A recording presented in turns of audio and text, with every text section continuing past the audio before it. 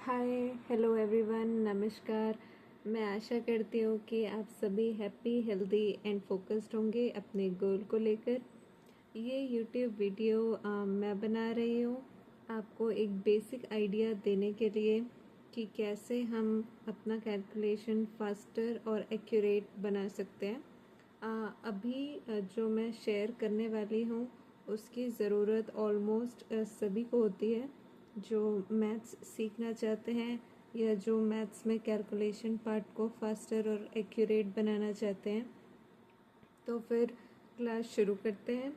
And everyone, सबसे पहली चीज़ जो हमें सीखनी चाहिए, लर्न करनी चाहिए या कहूँ कि बाय हार्ट कर लेनी चाहिए, रट लेनी चाहिए, वो है ये 4 चीज़ें। सो बेसिकली हमें 4 चीज़ों में सीखना होता है टेबल्स। टेबल्स हम लोगों को लर्न करनी है 1 to 30 कम्प्लीटली लर्न कर लेनी है। तो मेन है ये, सबसे मेन। सो बहुत ही बेसिक येट वेरी इम्पॉर्टेंट होती है। आप देखते होंगे कि ऑब्ज़र्व करते होंगे, जैसे आपको ये बात समझ में आती होगी कि मोस्टली अगर हमें टेबल्स याद करनी है तो 1 to 30 तो हमारी आधी प्रॉब्लम सॉल्व हो जाती है।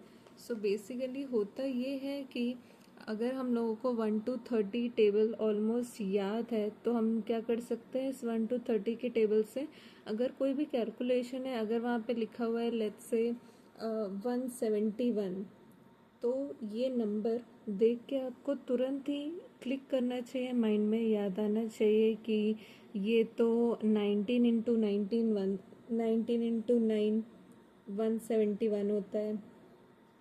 अगर मैं कहूँ कि लेट्स से 117 ये नंबर देखते ही आपको तुरंत याद आना चाहिए कि 117 तो 13 इंटू 9 होता है।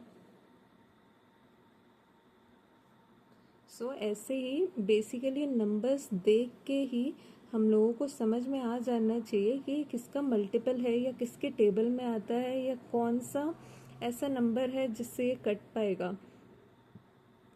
बेसिकली मोस्टली हम लोगों को क्या करना होता है, मल्टीप्लिकेशन करना होता है या फिर डिवीजन करना होता है। मोस्टली प्रॉब्लम हम लोगों को उसी में आती है, बट वो प्रॉब्लम एकदम सॉल्व हो जाएगी अगर आप लोग ये 1 to 30 टेबल याद कर लेंगे। आई नो ये उतना इजी नहीं है। मुझे याद है कि जब मैं भी याद कर रही थी 1 to 30 टेबल्स सारा, मुझे भी बहुत टाइम लग गया था। और कभी कभी जैसे किसी के टेबल में 104 आया और किसी के टेबल में 114 आया तो मैं बहुत कंफ्यूज हो जाती थी कि किसका मल्टीपल है, क्या है। तो इस प्रॉब्लम को सॉल्व करने के लिए द वन एंड ओनली तरीका यही है कि आप इसको लिख लिख कर याद करें, लिख लिख कर पढ़ें इसको। पहले लेट से आप 1 से 10 तो मैं होप करती हूँ कि सबको आता ही होगा 1 से 10 टेबल, बट 10 से आगे प्रॉब्लम होती है। बट आप ऐसा कर सकते हैं कि दो दो टेबल्स एक एक दिन में याद करें और उसको लिख लिख कर देखें। लिख कर देखने से ही याद होगा। तो कोशिश करना यही है कि मोस्टली आप सारे टेबल्स को ऑलमोस्ट रोज़ लिख रहे हैं। एक बार सुबह लिख रहे हैं, एक बार रात को लिख रहे हैं, उठने के बाद, सोने के पहले। तो ये आपको बहुत हेल्प करेगी कैलकुलेशन पार्ट में।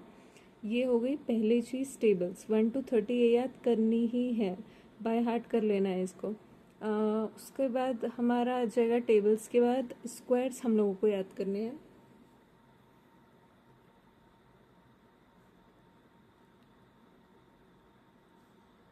स्क्वायर्स हम लोगों को याद करने हैं 1 से लेकर 40 तक।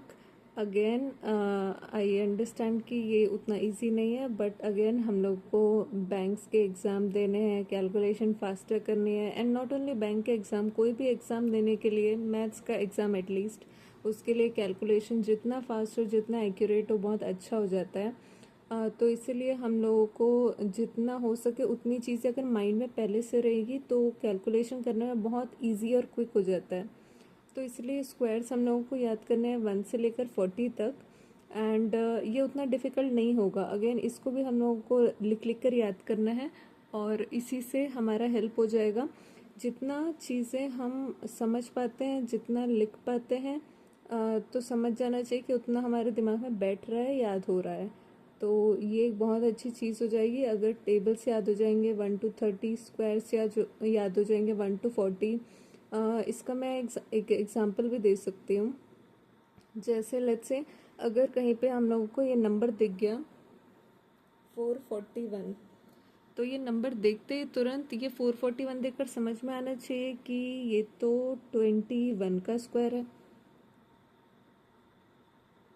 सिमिलरली अगर हम लिख रहे हैं लेट्स से 121, तो आई एम श्योर ये काफ़ी लोगों को पता होगा कि 121 इज स्क्वायर ऑफ 11। तो 11 का स्क्वायर होता है हमारा 121। तो बेसिकली यही चीज़ है, सेम चीज़ की नंबर को देख के ही आपको समझ में आ जाना चाहिए, नंबर को देख के कि एग्जैक्टली इस नंबर को देखा कहाँ है, और तुरंत दिमाग में क्लिक करना चाहिए कि हाँ ये तो 11 का स्क्वायर है, या फिर हाँ ये तो 21 का स्क्वायर है। जो भी नंबर्स हैं बेसिकली उसके स्क्वायर्स याद रहना भी अगेन बहुत ज़रूरी है, क्योंकि नंबर देख के समझ में आ जाएगा तो कैलकुलेशन माइंड में ही कर पाएंगे, तो उससे भी अगेन हमारा कैलकुलेशन एक्यूरेट, इजी, फास्टर हो जाता है।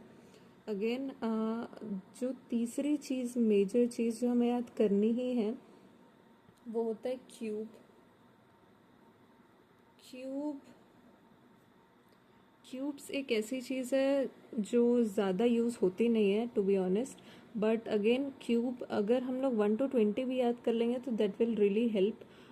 क्यूब की ऐसी चीज़ है कि अगेन क्यूब में भी होता है कि लेट्स से अगर हम कोई नंबर देख रहे हैं जैसे कि 1331, तो इसको देख के तुरंत समझ में आना चाहिए कि तो 11 क्यूब है। हो सकता है अगर जैसे जो बैंक के एग्ज़ाम से मोस्टली होता है अप्रॉक्सीमेशन या सिंप्लीफिकेशन के क्वेश्चंस में ये होता है कि वो लोग वहाँ पे लेट्स से 1331 दे दिया। अब अगर किसी को नहीं पता है क्यूब तो वो कंफ्यूज होकर बैठ जाएंगे, बट अगर उन लोगों को पता है, लेट्स से माइंड में है, क्यूब याद है उन लोगों को 1 से लेकर 20 तक, तो वो बहुत ही ईजिली बता पाएंगे कि 11 क्यूब का है, एंड वो 11 से लेकर अपना कैलकुलेशन इजी और फास्टर कर सकते हैं। तो ये एक बहुत ही इम्पॉर्टेंट चीज़ है। अगेन क्यूब्स याद करने ही है 1 to 20। याद करने का तरीका आपको पता ही है, मैंने पहले के 2 बारी में बता दिया है। याद हम लोगों को करना है लिख लिख कर। अगेन लिख कर याद करेंगे तो बहुत जल्दी, अच्छे से, और कन्फ्यूजन नहीं होगा बाद में, तो वैसे ही याद करना है। अगेन जो हमारी चौथी चीज़ है जो बहुत इम्पॉर्टेंट है और याद होनी ही चाहिए, वो है फ्रैक्शन। फ्रैक्शन हम लोग को याद करना है 1 से लेकर 20 तक। फ्रैक्शन हम लोग को याद करना है 1/2 से लेकर 1/20 तक। तो फ्रैक्शन से बस ये हो जाएगा इम्पोर्टेंट, 1 से लेकर 20 तक फ्रैक्शन हम लोग को याद करना है। फ्रैक्शन बहुत इम्पोर्टेंट होते हैं परसेंटेज के लिए, जो हम लोग आगे पढ़ने वाले हैं। परसेंटेज के लिए बहुत इम्पोर्टेंट होता है, डेटा इंटरप्रिटेशन में बहुत यूज़ होता है, एंड आई थिंक कि मिक्सचर एंड एलिगेशंस वगैरह में भी बहुत यूज़ होता है। तो ये अगर हम लोगों को अगेन माइंड में रहेगा 1/2 से 1/20, लेट्स से अगर हम बोलते हैं कि 33 1/3% का क्या मतलब है, जैसे कि 33 1/3% इक्वल टू 33.33% इक्वल टू 1/3। तो अगर ये चीज़ पता होगी हम लोगों को ऑलरेडी कि 1/3 का मतलब ही 33.1/3% होता है, और 33.33% भी सेम 1/3 ही होता है, तो क्या हो जाएगा कि अगेन हमारा कैलकुलेशन बहुत इजी हो जाएगा, और हम लोगों को काफ़ी चीज़ें माइंड में ही सॉल्व हो जाएगी कि ऐसे ही करते हैं, और कोई कन्फ्यूजन नहीं होगा, राइट। तो अगेन यही चीज़ बहुत ज़रूरी है कि अगर ये चारों चीज़ें हमारे माइंड में है, tables 1 to 30, squares 1 to 40, cube 1 to 20, fraction 1/2 to 1/20, बहुत इजी हो जाएगा हमारा कैलकुलेशन। तो हमारा जो फर्स्ट स्टेप होगा वो यही होगा कि हम इन चारों चीज़ों को लिख लिख कर रट डालें, और इतना लिख दें कि दिमाग में बैठ जाए, ताकि हमारा जो कैलकुलेशन है वो बहुत ही इजी, क्विकर और फास्टर हो जाए, और एक्यूरेट भी हो जाए। बिकॉज क्या होता है कि हम कैलकुलेशन तो कर देते हैं, बट जब हम लोग लास्ट में देखते हैं कि हमारा जो ऑप्शंस हैं उसमें से आंसर आया ही नहीं, तो ऐसा नहीं होना चाहिए, बिकॉज वो एक बहुत ही डीमोटिवेटिंग हो जाता है एग्ज़ाम में कि हम जो आंसर निकाल रहे हैं वो तो आ ही नहीं रहा है, जस्ट बिकॉज कुछ तो कैलकुलेशन मिस्टेक हो गया है बीच में।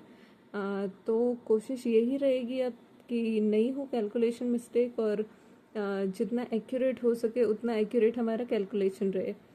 तो आगे के वीडियोस में हम ये सारी चीज़ें बहुत ही डिटेल में डिस्कस कर रहे होंगे। मैं एक प्रॉपर वीडियो बनाऊंगी डेडिकेट करते हुए, टेबल्स के लिए भी, स्क्वायर्स के लिए भी, क्यूब्स के लिए भी, फ्रैक्शंस के लिए भी, और आगे हम लोग ये भी देख रहे होंगे कि सबके शॉर्ट ट्रिक्स क्या हैं। बट अगेन मैं ये बोलूँगी कि ट्रिक्स जो हैं उसको तो ध्यान में रखना ही है, बट ट्रिक्स के साथ साथ एक्चुअल जो चीज़ है, मतलब ये जो मैं बोल रही हूँ कि टेबल 1 to 30 याद होने ही चाहिए, दिमाग में होने ही चाहिए, तो वो होने ही चाहिए। उससे क्या हो जाएगा कि ट्रिक्स में भी एटलीस्ट 1-2 सेकंड तो लगेगा ही ट्रिक्स में भी आंसर निकालने में, बट अगर लेट्स सी ऑलरेडी याद है, तो वो 1-2 सेकंड का जो टाइम बचेगा वो आप एग्ज़ाम में कहीं और यूज़ कर सकते हैं, तो वो बहुत हेल्पफुल हो जाएगा आपके लिए। तो होपफुली आपको ये वीडियो बहुत ही इन्फॉर्मेटिव लगी होगी, एंड आगे भी और ऐसे वीडियोस में डालती रहूँगी। तो होपफुली आप सभी लोगों ने इस वीडियो को बहुत कुछ सीखा होगा, और सीखते रहने के लिए सब्सक्राइब और लाइक ज़रूर करें चैनल को। Thank you so much, keep learning and keep growing.